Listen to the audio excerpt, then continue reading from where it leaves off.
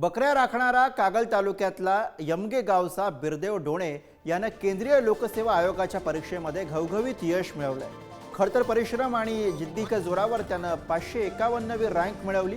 विशेष म्हणजे निकालानंतर 24 तास उलटून सुद्धा बिरदेव कर्नाटकमध्ये बकऱ्यांच्या सेवेतच रमलेला दिसला। निकाल जाहीर झाला तेव्हा बिरदेव कर्नाटकमध्ये लोकर काढण्याच्या कामात व्यस्त होता। मित्रांना फोन करून भावा तू जिंकलंस अशी आनंदाची बातमी दिली तेव्हा त्याला धक्काच बसला। पोरानं कष्टाचं चीज केलं अशा शब्दांमध्ये मेंढपाळांनी आनंदोत्सव साजरा केला। बिरदेव डोणेचा खास धनगरी फेटा बांधून सत्कार करण्यात आला।